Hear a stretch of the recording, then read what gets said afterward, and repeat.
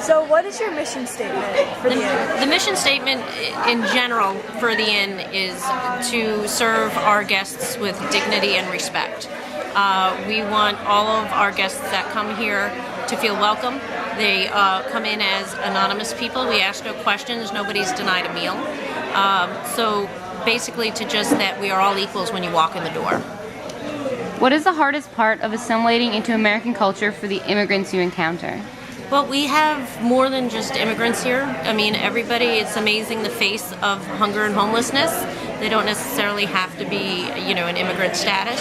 But I would say of the immigrant population that does come in, assimilation is probably language more than anything else. In what way do the programs help with people who feel different? Well, we do, again, it does go back to the philosophy of the inn of everybody is equal. It doesn't matter what background you came from. It doesn't matter what path brought you to the front door for services. Is that, what I think makes them feel the most comfortable is that they are not a number, but they are an individual that at this point needs some help. Thank you. Okay.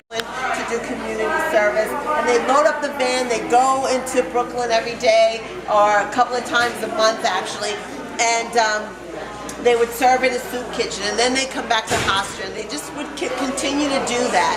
And one day they said, why are we going all the way to Brooklyn? Why don't we just do this right here on Long Island? But the issue with hunger and homelessness on Long Island is that people can't see it, so they really don't know that it's here. We just hide it a lot better than they do in Manhattan. In Manhattan, you see it, it's in your face, you can't get off of the train or get out of Penn Station without seeing somebody who's begging for food or money, or who's sleeping in the subway, or digging in the dumpster, or pushing a cart. What I want you to know is hunger and homelessness does not discriminate. It doesn't care what color your skin is, doesn't care what your religion is, doesn't care what your zip code is. It can happen to anybody.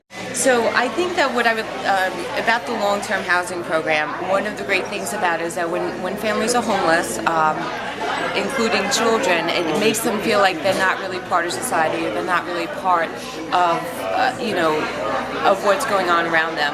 What's great about the long-term housing program is that we have houses that we rent out to homeless families at reduced rental rates, and they're able to live in a safe, affordable, comfortable home while working on their goals of self-sufficiency. These are people working poor who struggle and they can't make ends meet. They're making minimum wage, and it's just not possible to be able to afford an apartment. So without this program, they would be in a homeless shelter, or they would be in a doubled-up situation because they could not afford their own place. And the goal of this program is that they're given the tools so that they are able to be self-sufficient. We're trying to break the cycle of homelessness so that they can move on from this program and afford their own apartment. We have some families going to home ownership. So it's something that it's one of the programs of the inn, and we work very hard to help these people become self-sufficient.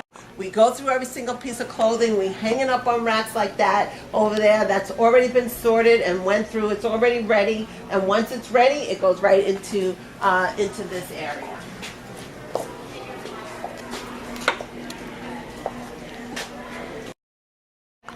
Okay, so one of the things that's very important is that when we get clothing, we ask for it to be something that we would wear, not have holes in it or missing buttons. And a lot of people really feel that it's better than nothing. And our philosophy is that we would rather give our guests nothing than to give them something that's going to make them feel like nothing. So it's really important for us to be able to give our guests quality clothing that we would wear for ourselves.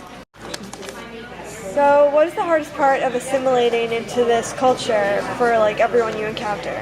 Sure. Well, in terms of the immigrant populations, there are so many, the services available out there are more limited. So there definitely is sometimes a feeling of isolation and services that are limited for them. So it's harder to access a lot of public benefits, housing, which is a huge need. and other such services. So it becomes harder to serve the immigrant populations. So we do try to connect with other agencies that offer legal services perhaps that can help with immigration status. There are a number of agencies out there that also help to help immigrant populations gain access to certain benefits, but it is harder for immigrant populations for sure. And so, in what ways do these people like struggle with the feeling that they're different? I think it's more so with language can become a barrier. So what I try to do is help connect people with English class, ESOL classes, but then also the not knowing that there are services out there. A lot of the times that it would be a matter of going out to the various communities, letting them know that there are services, because a lot of the times there is unawareness that there are services available that could help them.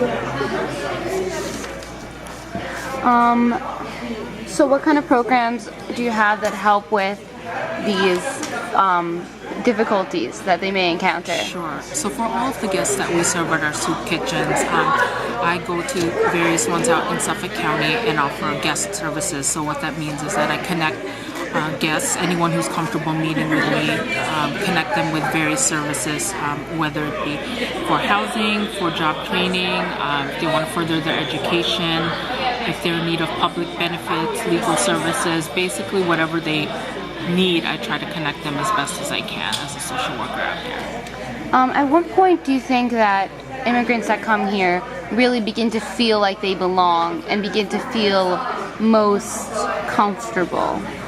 I think what helps is just, again, the knowledge, the knowing that there are services available, that there are people who can help, and we don't discriminate when we help everyone, and anyone is welcome to come into our kitchens, and we serve anyone who comes through our doors. So I think just with that fact, and knowing that and seeing that for themselves can help a lot in them being more comfortable reaching out for assistance. What do you think about when they meet other people in similar situations? How do you think that helps? I think that helps a lot, because then they don't feel alone, so that they know that anyone with whatever background, whatever socioeconomic status, that everyone gets help. So I think when they see that it does happen and that everyone is helped, then it becomes more comfortable for them to reach out.